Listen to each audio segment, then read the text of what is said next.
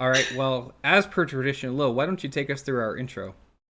So this is mystical motivation, and Astrals and I talk about um, motivation and different topics. So today we are talking about motivation and coping slash, I think we said like in working through anxiety. Mm-hmm.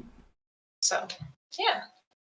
And with us, we have a very special guest today, someone I had during my early stages of the pre-planning of Motivational Sundays, a very dear friend of mine, Darkseeker, my man. Happy afternoon, happy Sunday. How you doing today? I am doing absolutely great. It is a pleasure and an honor to be here. So, thank you very much for having me on.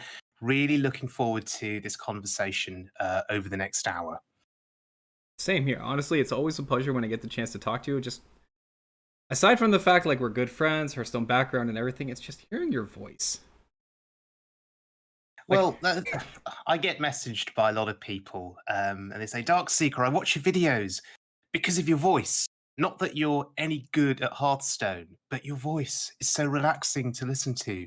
And it and I play your videos to my kids and it helps put them to sleep. Now, I don't know if that is a compliment, um, but clearly people think there is something unique about my voice and they like listening to it. I don't think there's anything special about my voice, but other people seem to like it. So I don't know. I guess one could say is your voice is a way of coping with certain things through a day. Could they not? Absolutely, absolutely. Relaxing, helping you cope with stress, putting your mind at ease. Maybe I should start doing audio recordings and story time narrations. That's someone has told me that they would pay to listen to me narrate short stories. Interestingly, to help relax them. That would actually be really cool. Like I could just picture it like, welcome to story time with Dark. And then you have like the little cue of music with like the fireplace. I can't see that. That'd be like so good. I concur. I do think your voice is very soothing, but I didn't want to say anything because we don't know each other like that. I was like, am I weird if I throw that out there? But I'm going to tell you now because we're Twitter buddies. Aw. Absolutely, absolutely. Yeah. Well, so we've kind of touched on the topic initially. So it's motivation and coping. And what does that entail? So coping is a variety of things. Coping is how you deal with a situation. Coping is how you get along with the situation. I know that sounds similar. I promise they're different. Coping is also in managing a situation as well. And motivation relates into that so that you have the ability to do your coping methods and you're not stuck in sort of an endless cycle of stuck. I'm pretty sure I can safely say we've all been in a situation whereby you're stuck, you don't know how to get out, and you just feel like you don't have the energy to get out. You're not sure where to go. Did that kind of resonate?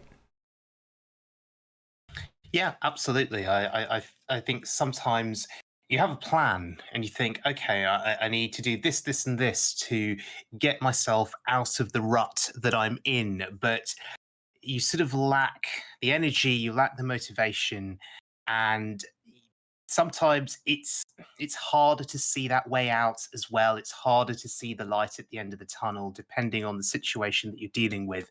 So having that motivation to take those steps to get yourself out, it can be hard to find.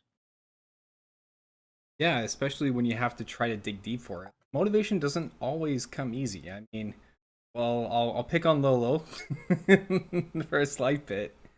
She was motivated to do certain things this morning, but she wasn't motivated enough to get coffee until just before the stream. I still haven't got coffee. Point in case, I'll throw myself under the bus. I was supposed to get coffee 2 hours ago.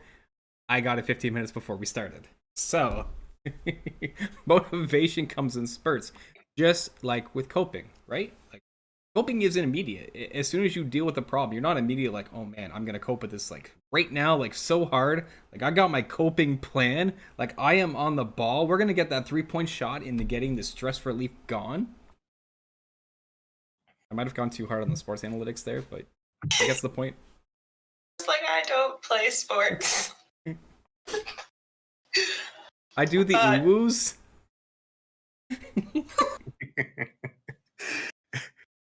No, I think it does, and it takes a lot sometimes, depending on the situation, to cope with things. And I'm going to kind of bring the anxiety aspect into it too. Sometimes you have to cope with your anxiety in order to cope with the other things causing your anxiety. So, for example, recently I made the decision to stop going to school, at least for a little while. Like, I'm just taking a break because it was all overwhelming. And I wasn't really coping staying up till 5 a.m. working on one assignment in absolute tears and then getting up at 10 a.m. the next day. Like, it just wasn't working for me. So I made the decision to drop out of school. Not drop out, but take a break. That sounded very final, but taking a break. And then I also had to push past my anxiety to quit my job recently because it was damaging my mental health so bad that I'm being really like I don't like. I was crying every day before work because my anxiety was so bad about going in, and like I don't know what is going to happen today. I don't know like what I'm going to get basically yelled at for or blamed for, despite the fact that, not to sound conceited, but I know that I was one of their better workers. So when I called them and was like, I quit, like they were just, I'm hoping they'll take that and fix the place essentially, or the environment. So there's a lot going on there that's not okay. But yeah, so I had to cope with my anxiety in order to do that because I knew it was going to better me. And honestly, like I'm living my best life right now, and I know it's because I have all this free time now, so I can focus on like making content and editing, and also getting stuff done around the house. I haven't had the chance to get done, which was also affecting my mental health because everything was being really messy and cluttered, and it was just like it's all kind of like caving in on me. But now I have that time where I can clean up the house and there's presents under the tree, and it's just a very more welcoming, and I feel so much happier than I have in months. Like, I think it would be fair to say you feel more like you, Yeah. right? Like, stress deters us from where we either want to be or who we are. It takes a negative impact on our life. Obviously, if it's negative stress, because we've talked on good stress, we've talked on the sort of factors that can lead to being in a negative lifestyle and fashion. And workplace environment can be very detrimental to health. Schoolwork against you can be very against you and forcing you things you may not want to do or in a lifestyle you don't want to be in. And if you're not feeling the passion and motivation to do it, it's just gonna lead to more, and it's a negative downward spiral. And that's where coping comes in. Like, coping takes many forms. Um, Darkseeker, like I want to pass it over to you on this one, my dude, because you shared with me a great sheet last night where you were talking me through the different ways to look at a situation or how to get through a day with coping on a bad day. Yeah, absolutely. So I attend, I guess you could call them wellness sessions in my workplace, and they're run by. So I work for a university, and this university has a chapel or a chaplaincy. And if you want to engage in the religious aspect of that, you can. But they run what we call wellness sessions or mindfulness sessions, and I go to 3 of these every single week. They're about a half hour to an hour each in length, and we just go through sort of meditation. Really, that's sort of what we do. Guided meditation. It's pretty cool. But we get set homework at the end of each session, and you just think, "Oh God, homework! More work on top of my job, on top of everything else." But the exercises are pretty useful. So one of the tasks that we were given was we were told, here's a sheet of words. Now I'm going to paste a link into the chat so those that are with us live can hopefully open that and have a look. But we were given this set of words, and we were basically told, right, throughout your day, look at the list of words, and there are different categories of feelings, essentially. The first category is fear. The second category is sadness. The third is anger. And the fourth is joy. And under each of those four categories, you've got all these descriptive words that sort of describe your feelings. And we were told throughout the day, highlight what your different feelings are. Just highlight them. And by highlighting them, it is a chance to reflect on how you're feeling, to think about how you're feeling, and to also consider how you can change your feelings if those feelings are negative. So, as you know, as the day goes on, and you're going through your working day and you're dealing with the stresses and the strains of your working day, and you may be highlighting a number of negative feelings, but you would be surprised that by the end of the day, in the fourth column, which says joy, which is all those positive words, you do end up highlighting quite a few of those as well. And what is interesting is I was only recognizing these positive feelings after I'd actually physically highlighted them. Otherwise, they just would have passed me by almost. Um, and it was just helpful that at the end of the day, I was just reflecting and I realized there's a lot of positive stuff, a lot of good stuff that is happening in my day as well. And I should be grateful for that and understand that that exists. And that has been helpful now in terms of getting me through my day. I like that approach a lot because I think the one key thing you really pointed out there to me that stuck, aside from being able to identify a lot of what you're feeling in a day and relating it and associating it to, so you're sort of giving it a quantity, giving it a concept and idea, so you're understanding the feeling, was the focus on the joy words. Because a lot in a day, you take away the negative, you don't ever really reflect on the positive of it, right? Whenever we think of mistakes in life, we're always thinking of the things we did wrong, obviously so we can learn from it, but giving yourself the idea that, you know, during the day you were pleased, you were delighted, you were jolly, it's a nice reflection back. And like, it ties in a little bit to what we talked about last week, you know, a little bit of pride and being proud in what you're doing, because that's also in a sense of joy. Like, you're realizing something you did good in the day, you're feeling happy about it, you're feeling cheerful about it, you're feeling vivacious about it, because it's the first time I've seen that word in a long time. It just kind of jumps out to me, but I like that. Well, granted, I don't know what all of the words mean under all of the columns. I had to look some of them up, but no, in terms of that joy column, you know, being pleased, for example, which is the first word under joy, being pleased that I've got a specific task done. Maybe it's a task that I've been working on for 2 or 3 weeks, and now it's finally done. Just being pleased and satisfied about it. Being elated at about 4 p.m. as I get closer to the end of a long working day. Optimism. And this is just not being optimistic about stuff at work, but stuff in my personal life as well. There's another word on there, comfortable. So feeling comfortable at the end of a working day, sitting in my bed watching Netflix with a cup of green tea. It's interesting. There are so many scenarios through your day where those positive feelings do come into play. Yeah, a lot. I mean, like to me, I don't know that I'd ever, by the end of a day, I don't know how much I'd actually be remember of like the joy words versus like your sadness and anger, and kind of relating that. Like, Lil, like, would you agree along the same lines? Like, similar to how like it's hard to take away and remember the good things that happen in a day versus the negative things, because that like tends to stick with us more, right? Yeah, definitely. Like at my old job, the one I quit most recently.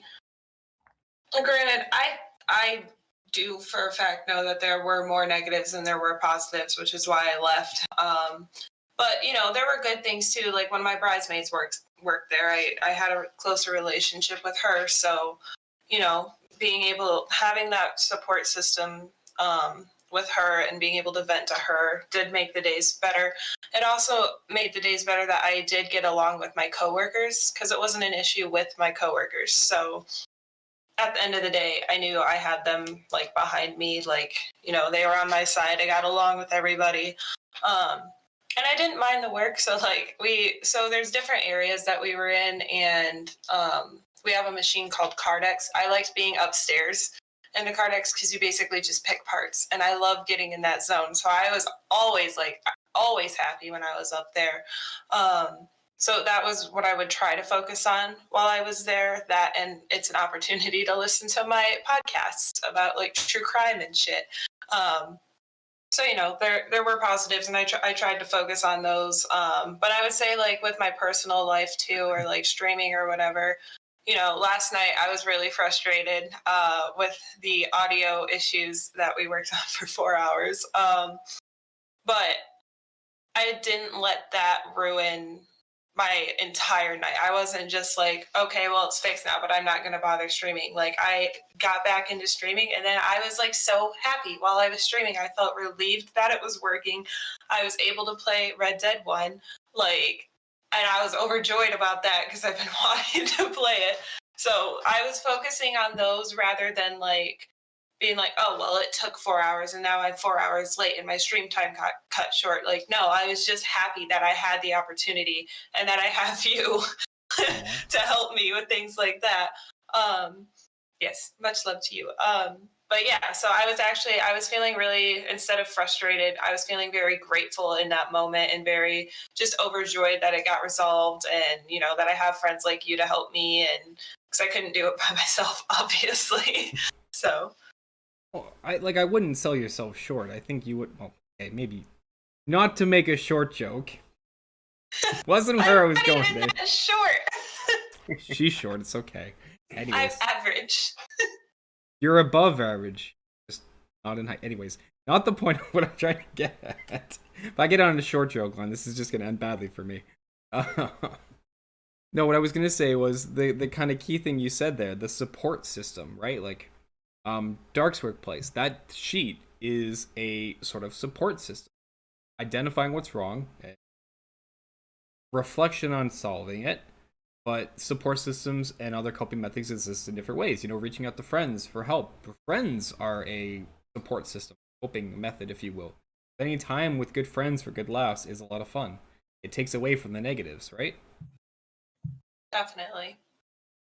Like, but there's other ways to kind of get into it too. Like, for you two, like, what would you say is like your best coping method you use when you're just, when everything is down and out, you're just, the day's bad and done, and you're like, I just need something to get me up and feeling me. Okay, so you want healthy coping mechanisms. Yes, because that is what a coping method should be. Personally, for me, like, my idea of making a day better is either streaming, but I'm an introvert, as I've said multiple times, so sometimes I just need time to myself. So I would say reading, watching Netflix, or just sitting on the couch. Pika, my dog, she is one of my bigger coping mechanisms because she knows when I'm upset. She knows when I'm upset. I don't know why I worded it like that.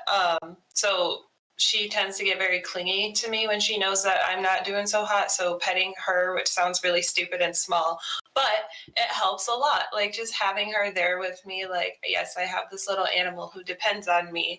And my animals are my kids, essentially.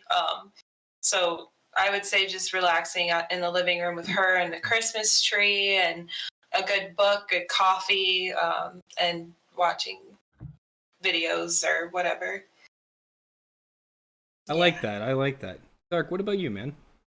I think it's pretty much in a similar vein, and I'll use the word escapism. You know, if you're feeling really down and your day is really getting on top of you, find something that you could do to take your mind off of it. And I've got friends, for example, who will say, right, if I'm feeling really stressed, I'm going to go to the gym and have a really tough workout, and I will focus intensely on that workout for half an hour or 1 hour, whatever that is. For me, going to the gym, I don't tend to do much working out. Well, this is sort of pre-COVID. I don't go to the gym anymore. But I thought to myself, right, if I go to the gym, what am I going to do? What I tend to do when I go to the gym is I'll do about 15 minutes, 20 minutes of a very light workout, a cardio workout. And then I'll go sit in the sauna and the steam room at my gym for about an hour or 2 hours with breaks, and just chat to some crazy, interesting people. I say that affectionately. Just some of the most interesting characters that you'll ever meet. And we put the world to rights. We discuss politics. We discuss um, pop culture, anything and everything, depending on what their interests are. And we discuss it.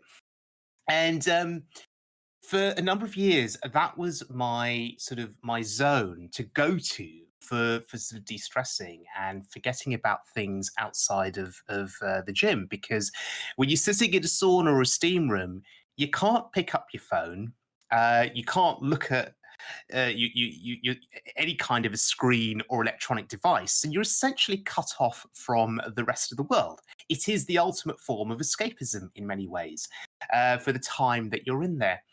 And so that, to me, was pre-COVID was a pretty awesome thing to do, which I'd usually do sort of Saturdays and Sundays. But now that I can't do that anymore, I have to find other ways to escape. So a good book, a good show on Netflix, let's say, that really makes me think, that really sort of engages me, draws me in. That's pretty good. And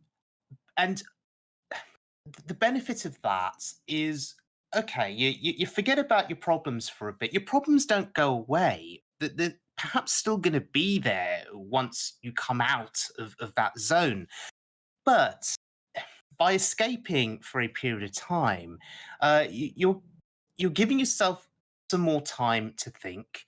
You are not reacting hastily to those problems, which I find can be a quite a terrible thing sometimes. A hasty reaction can often be a very bad reaction. But you give yourself some time, and that could be a day, it could be a week, it could be a month, whatever it is, you give yourself some time. And then you come back to the problem. And maybe by that point, you've got a solution. Or maybe somebody else has come up with a solution. I don't know. But yeah, just taking that time out to escape, in whatever way works for you, I think is just very helpful. I like the Can way. I piggyback off that real quick? So I'm so sorry. So with the escapism and like getting cut off from the world, Josh and I went to the Smoky Mountains like a couple of years ago when I was still working at where he works currently, but in management. And we took a couple of weeks. We went to the Smoky Mountains. There was no signal. I thought okay, when we originally went there and there was no signal, I was like, well, great. Like, how am I going to entertain myself now? And I had camped before, but never without complete, like, cut off from the world. And I can honestly say it was one of the best experiences of my life. I am so glad I didn't have signal. There were deer walking right by our tent and across the river. He taught me how to play Magic, and that was like the one and only time I've enjoyed it, because I haven't enjoyed it since we've been home, just saying. I mean, I have, never mind, not the point. But yeah, we were just like playing card games and reading and napping in hammocks. And when I got back, I felt like I could take on the world because I was so refreshed and so, like, if not to sound cliche or dramatic or whatever, but my soul just felt cleansed and renewed. And so when I went back to work, I had a sharper mind. I was able to, like, I wasn't as grumpy, so vacations with no signal, I recommend. 10 out of 10 would do it again.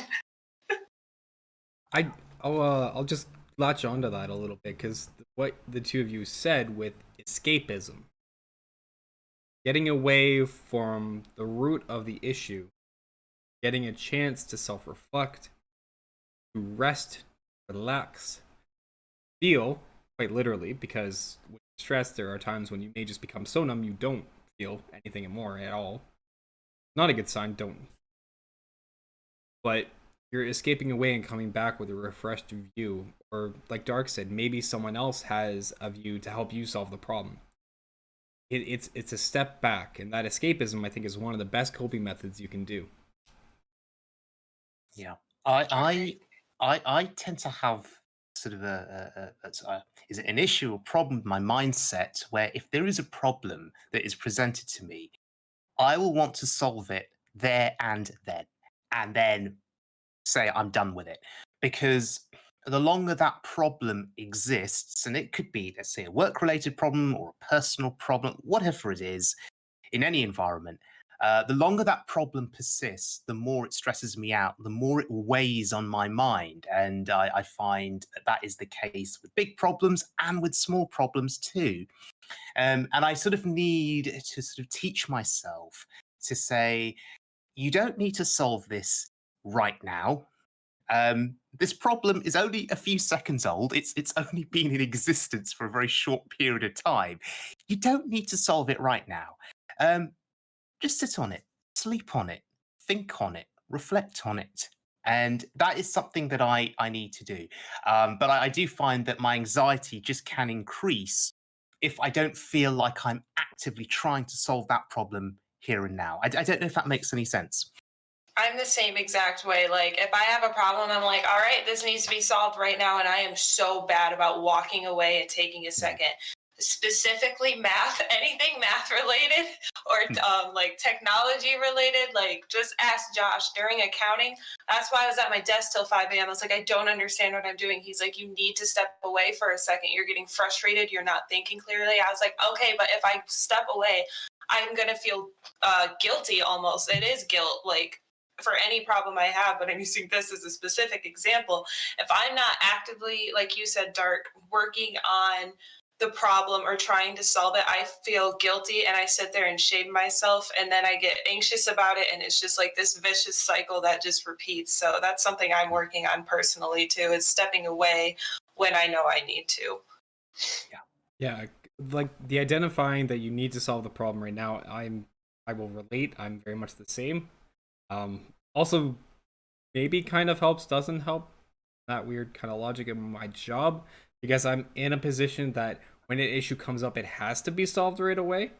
It can't linger, Right. which is the opposite of what I need to do of my own because you need to let your own issues set aside so you can analyze them. But I absolutely agree. Like when you see a problem, you just want to correct it because you know the longer it's going to sit, it festers and boils, and we know when something festers enough, it's bad. And it's that notion we just want to fix it right then and there. But a part of it is realizing with coping, it's okay to let something fester a small amount if you need to take a step back to fix it. Right? It's okay to identify that something is going to grow just a little bit, but you're going to fix it before it grows into the worst state. You're just getting the tools you need to fix it.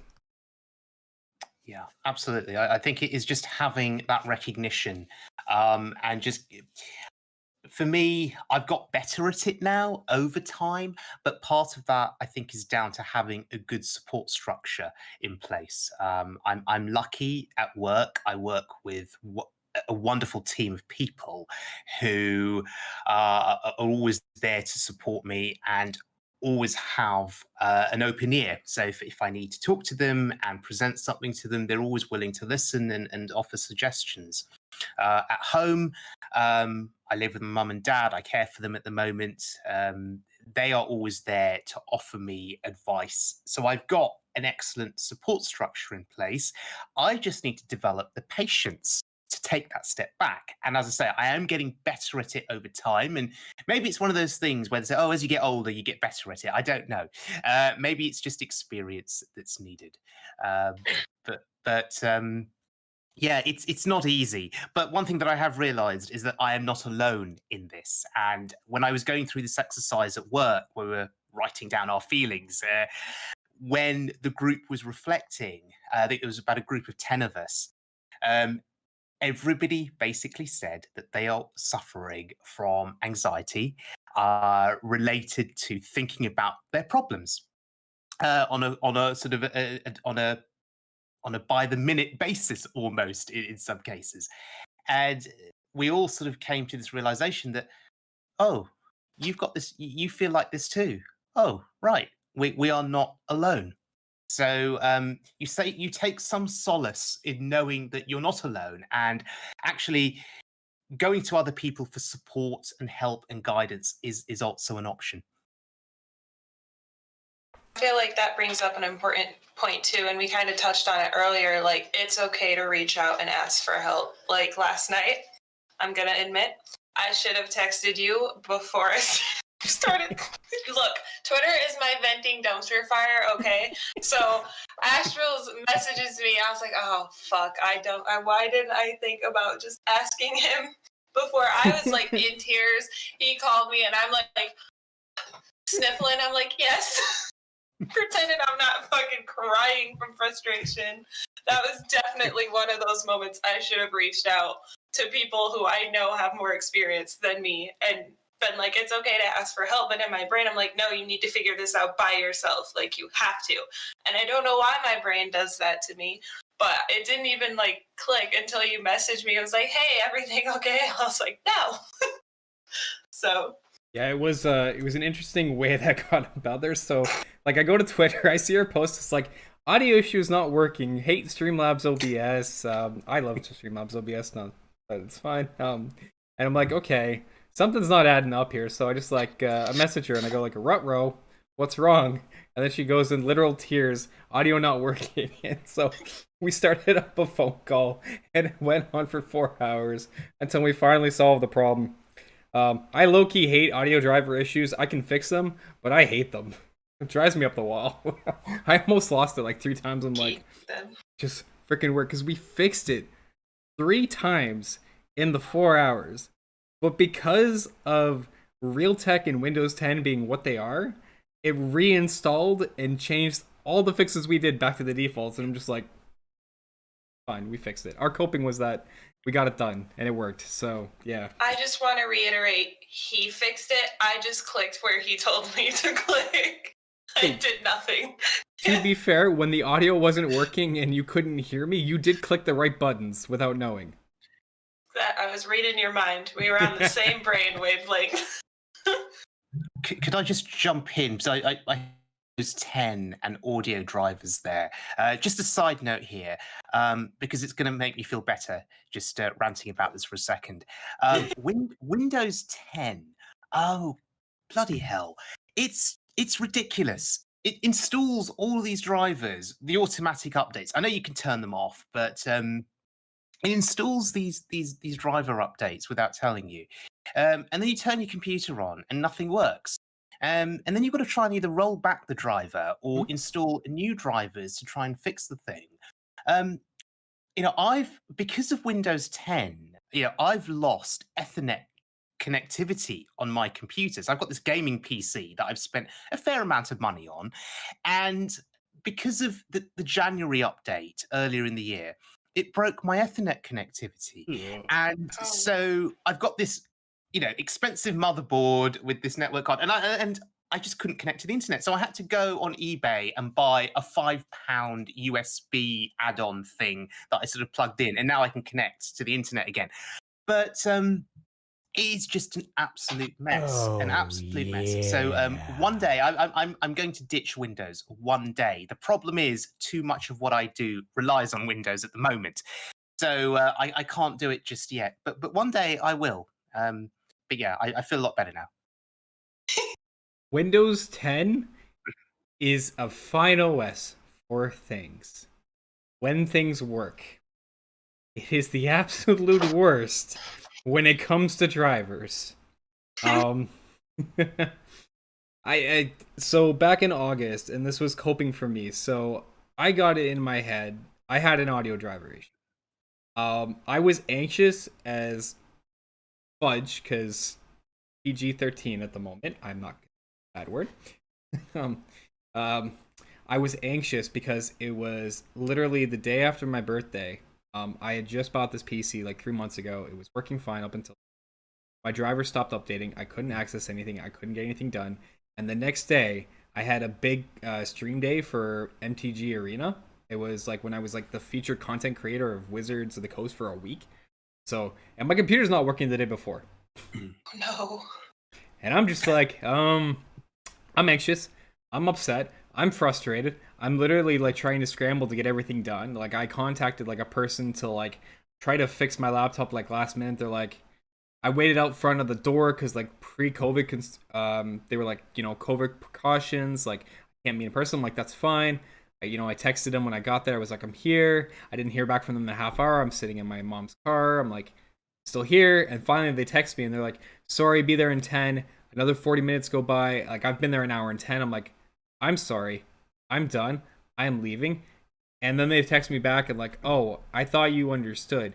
You're supposed to leave the laptop outside of the garage and then I will pick it up when I'm there. And I'm like, not happening. So I spent the next 12 hours by myself with my mom giving me like, like tea and cookies and crumpets and stuff on the side because it's awesome. And I spent the next 12 hours fixing the damn thing. I got it done. But my coping was my mom helped me cope through that whole situation because it was Windows 10 is a big stressor, guys. It's okay if you fight it. Just have a coping method to deal with Windows 10 updates. We're in a technology talk right now. Technology is frustrating. Windows 10 is okay, but updates suck. Have a friend there when you're dealing with Windows 10 updates. Have a coping method to deal with that anxiety and stress. My bottom line.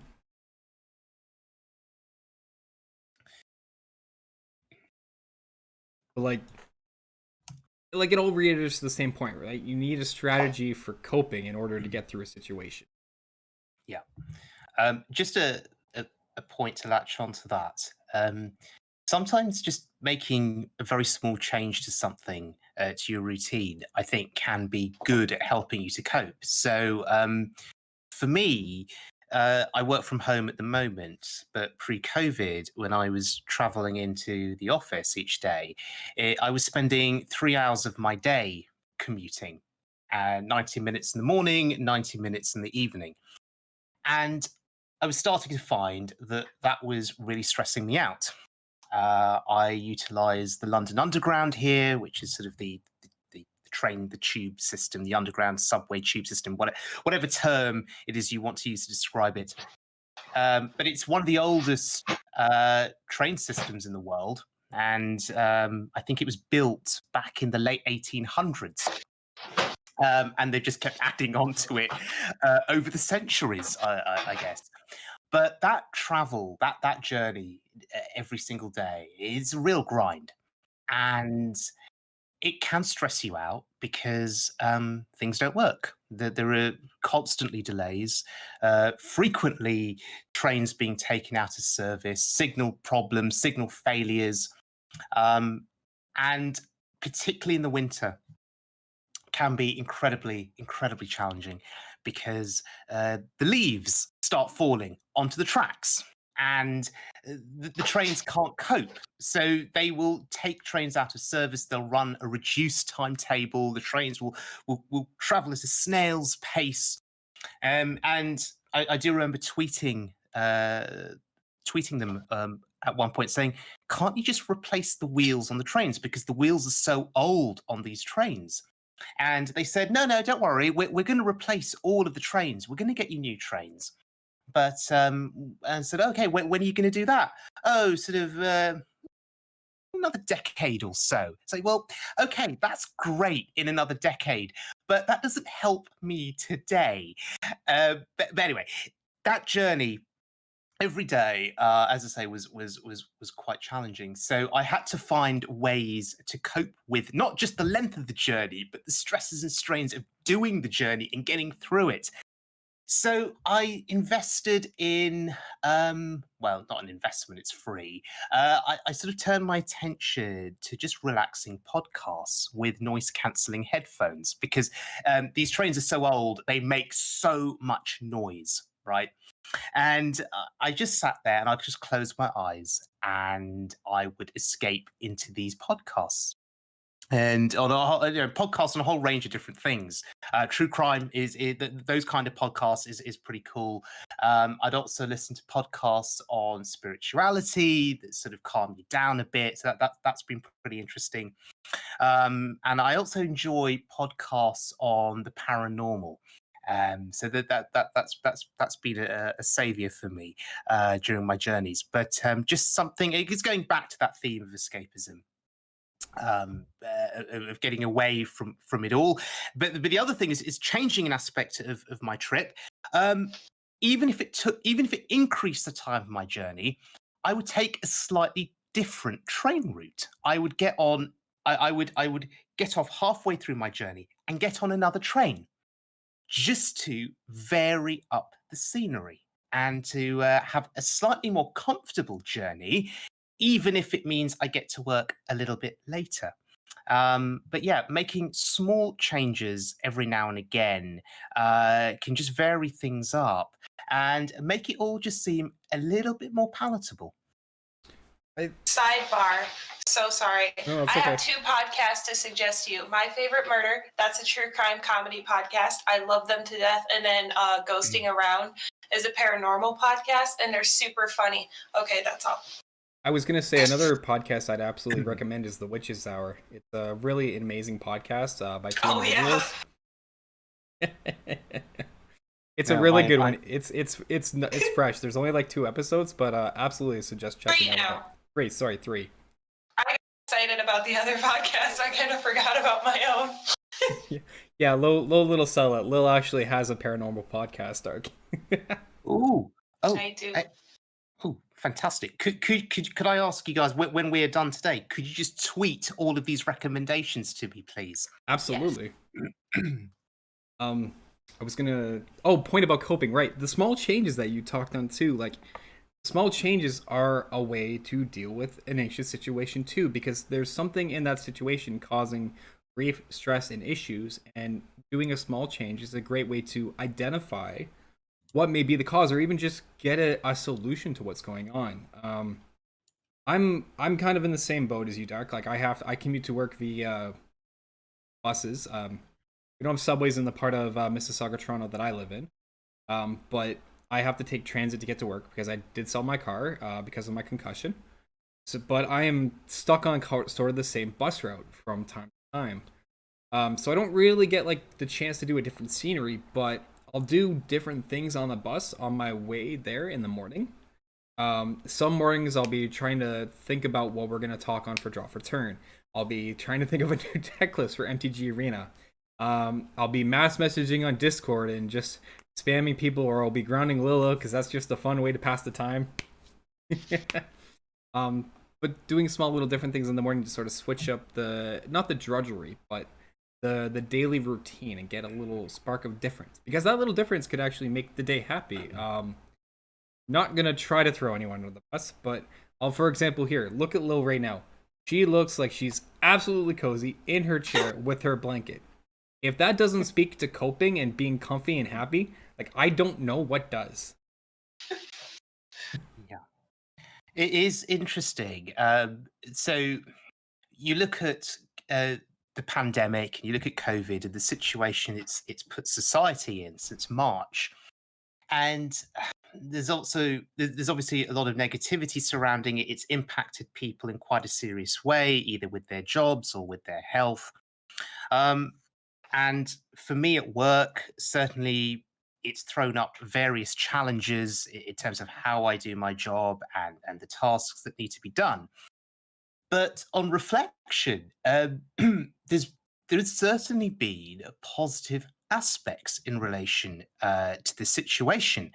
And whilst my anxiety can start to increase when you start watching the news and you start reading about, the number of people that are dying, and you start looking at the situation around you, and you start to feel stressed about it, you start to reflect on some of the positives. And for me, one of the positives is not doing that 3 hours of travel every single day, being able to work from home. As you could see with Lilith, being cozy and comfy. I can do that at home during my working day, you know, and it's considered absolutely fine. I don't have to put my shirt and tie on anymore, or my suit jacket, or whatever it is. So it's just trying to find some of those positives that come out of those negatives, and realizing that they exist, and that can help improve things drastically for you. Absolutely. I'll touch on the suit and tie comic kind of. Is like, I'll be very honest. I am not a suit and tie kind of guy. I like it when it's appropriate and needed, but if I could wear track pants and hoodies for the rest of my life, or like shorts and a hoodie, because I wear like shorts and a hoodie out in summer weather for some ridiculous reason. I don't know why, but like it's comfy, it's cozy, it's happy, it's me. If I could like do that, I totally would. Like, slight sidebar: when I was 6 years old up until the time I was 11 years old, I did not own a pair of jeans as a kid up until like grade 7 when I was 12. I legitimately wore track pants and sweatshirts and hoodies up until grade 1 to grade 7. And I was comfy AF. It was great. Oh, I miss those days. I had my last pair of track pants, they got too old and they're ripped now. I gotta get a new pair. But anyways, like comfort and coziness kind of come in. And like suit and tie is not me, and I like to get work done. I need to be feeling in a comfortable spot to want to be motivated to get stuff done. Otherwise, I'm just feeling tense and on edge. So at work, like I'll wear jeans to work. They are like a dark colored jean, so it fits in with the business casual. I'll wear like a polo shirt, either tucked in on the side or out as appropriate, so keep up the attire. But my little bit of comfiness I get to bring with me is I'll wear a hoodie in with me to work, and I'll wear my hoodie in around the office because I get a bit cold in the office. Um, I have a weird kind of sleep thing where like I'm okay in the day if it's like hot, but like to sleep at night I need it to be cold in the room. It's a comfort thing. I don't know why. I will literally in like a -10-degree weather have like my window open, but I will be curled up with like 3-4 blankets, and it's just the aspect of not the point. But in the office, it's Blankets bring security and safety. they do. This is true. But it's the aspect of the hoodie. It's like something comfy for me. I get to bring in from home and just like have my little bit. So I'll be in like the meetings with work recently with like our upper management, our upper echelons of like our corporate head office. And I'm just sitting in my chair in the office in my hoodie, and I'm just looking like the average Joe off the streets. But I'm like underneath, I'm dressed in like my polo with my fancy stuff. I'm just wearing a hoodie because I'm comfy, and I don't get badgered about it. Like work gets done, they know I'm doing professional on the side, and it's because it's a little bit of comfort. They're a respectable workplace in that, and I really appreciate that about it. No, I'm very lucky. My workplace is super chilled about things in general, and they are chilled about how you dress to come to work, as long as you are feeling happy and as long as you're feeling comfortable. I know that's not the case in all workplaces, or in all other sort of similar institutions to my one. I know that elsewhere it can be pretty hardcore in terms of what's expected. But I think in general here in the UK, I think workplaces are cottoning on to the fact that if a worker does not feel comfortable in what they're wearing during the day, they're certainly not going to be as productive. They're certainly not going to be as happy. And that is not good for anyone. It's not good for the worker. It's not good for the workplace. It's not good for the customer. So I'd like to think that we are seeing progress on that front.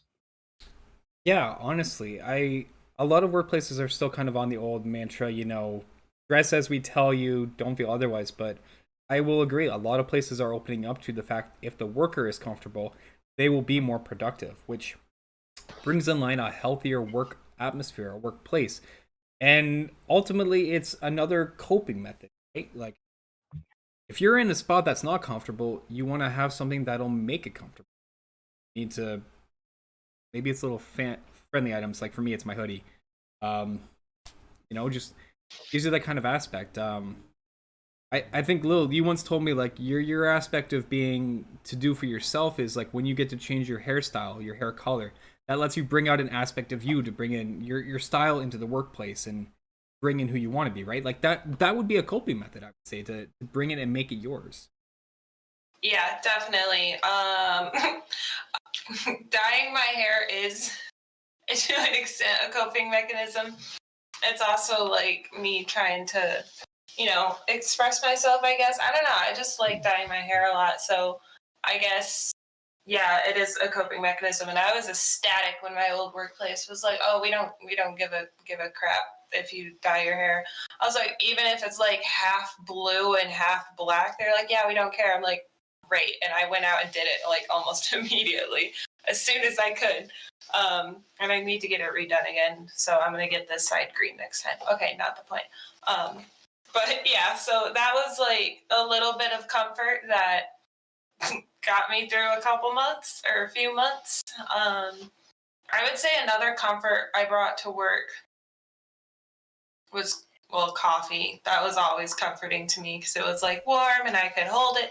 And yeah, my hoodie though, definitely, because we had to wear like jeans, but they didn't really care what you wore in terms of your shirt and whatnot, as long as it wasn't like a tank top or whatever. But my hoodie definitely was a source of comfort, but because my job was like moving around a lot and I got hot very easily at work, I couldn't wear it a lot, unfortunately. So I didn't really have anything comforting I could bring with me to my last workplace, unfortunately. But I think that kind of puts on a stringent. I mean, like you said, you weren't really happy at your other place either, right? No, like not at all. When things get a bit too stringent, things really go against who you are, that puts a negative feeling on you and incites for a change, which you're going through right now. Like I said, I think you quitting was how you coped with that situation, because you straight up did the right thing for you. You moved yourself negative situation and doing something to put yourself in the light that you're happy with and to put yourself in the best possible position you can be going forward. You know what? Yeah, life's probably going to be tough for a little bit, but that doesn't mean you're not up to the challenge. Yeah. You're not going to finish it, but you got your eyes on where you need to get to, and you know what you need to do to get it done. Yeah, and I just want to throw it out there too. Like, I made it sound like I just woke up one day and decided, like, yep, I'm done today. But it was something Josh and I had talked about for a couple months. Like, can we financially actually do this? Like, and then it got to the point where I looked at him that like last day and I was like, dude, I truly can't do this anymore. Like, I've already had one relapse. I can't. Like, I just looked at him and repeated that. And, it was a very emotionally vulnerable moment for me, which we all know I'm not great with. So there was thought that went into it. And I did talk to management before about, I could have gone more in depth about issues I was having, but, and I'm not trying to like badmouth my old workplace or anything like that, but they did have a habit of kind of blowing it off and saying things that were like, well, that's just too bad. And that didn't make me feel appreciated as an employee, especially as an employee who put a lot of passion into work that does not at all. I'm not passionate about shipping parts out. Like, that's just not my passion in life. But I put my all into it because that's what I do with anything that is handed to me. Even if I don't like it, I'm going to put my all into it. And I did that for the longest time. And it burned me out, especially because I didn't feel appreciated. And I was trying to do little things to cope, but it just got to the point where I was like, I just can't do this anymore. And so I coped by noping out of there. Like I said, I think that was the right coping method. Guys, it has been an absolute pleasure to discuss this today. Dark, I know I've said it before, I will say it again. Thank you so much for coming on today. We're definitely gonna have to bring you in again, because this is always fun getting you on here. I'm not gonna lie, I'm really hoping one of your 2021 New Year's resolutions is like to start an ASMR channel. Because like ASMR is a coping method for me, and I think your voice would be absolutely perfect for it.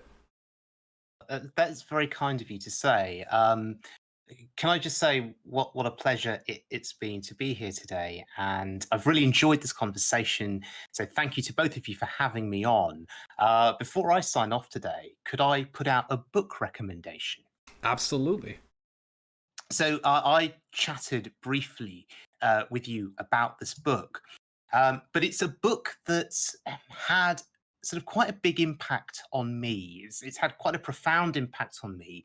And it's a book called How to Win Friends and Influence People by Dale Carnegie, written in 1936, which you'd think, gosh, that's a long, long time ago.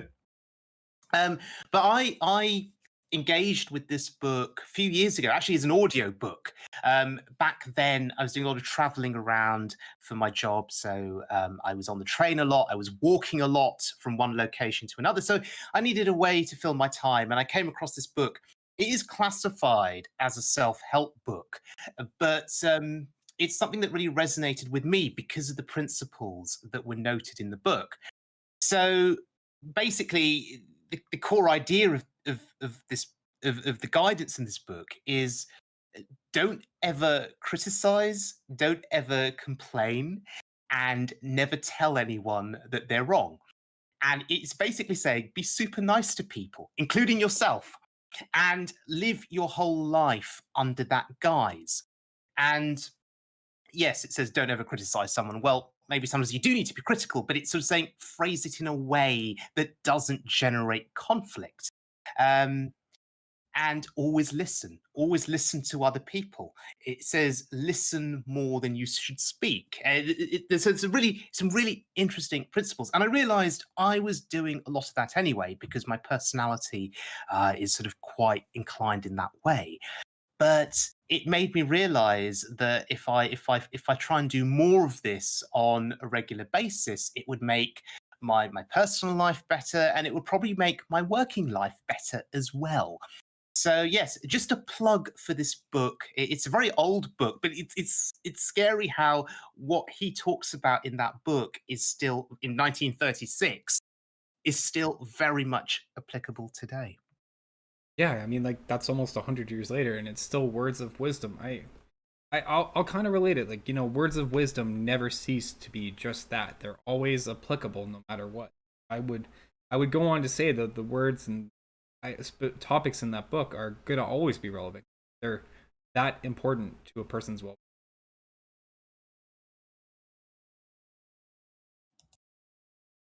Well, guys, as always, thank you so much again. This was a great talk. Does anyone have any last little things to say for motivation and coping? I think we touched on a lot, like the little things, big things, the perspective, the Windows 10 driver problems. Can I say one very last point? I promise. Absolutely. You don't have to cope by yourself. Okay, That's a big one. that is all. Don't cope by And yourself. Yeah, I would absolutely echo that. Have a good support structure around you, have friends around you that you can go to, or family members. You're never alone, and there are always people going through something similar, and there are always going to be people that can offer you advice having gone through whatever it is you're going through. Friends are there for reasons. Friends may be dealing with stuff, and they may not be able to help you right away, as we touched on something like that 3-4 weeks ago or something. But friends are there.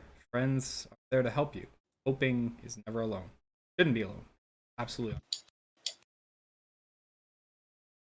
Well, Dark, why don't you tell the fine people where they can find you at? So I am on social media. So I am primarily on Twitter. So you can look me up on Twitter by going to, as I now have to quickly look up my own Twitter account because I've seemingly forgotten what it is. You can find me on Darkseeker83 on Twitter, or you can also find me on YouTube as Darkseeker Hearthstone. Awesome. Lilo, where can the fine people find you at? Across all social media platforms, you will find me at Lunar Lilith 28. And everyone, you can always find me at, wow, words are hard. I'm forgetting my own name. You can find me on Twitch, Twitter, Instagram at Astros Flame. There is an S between the L and the F. Yeah, between L and the F, because Astral's better than Astral. Thank you everyone for joining in. Dark, we're definitely going to have you back in again. I know Lil and I are trying to get more of a habit of bringing in a few other guests with us. It's nice to get a different perspective, because we've talked a lot the last few weeks about perspective. And perspective brings in a lot of new information. I'm really happy we did this today. No, as I say, it's been an honor, a privilege, and a pleasure. I feel so much more chilled and relaxed now having done this session. I feel better having talked about these topics, and it's given me, a reason to reflect. And I've learned a lot having listened to both of you in terms of what you've had to say. And I'm absolutely thrilled to have been here today. Thank you. As always, it's a pleasure. I guess Lil, you want to take us through some closing statements? Yeah. Do you want me to just do mine or your thingy or? Do it how you want it. All right. You don't have to cope by yourself. We're gonna see you next week and live your best life and live and learn.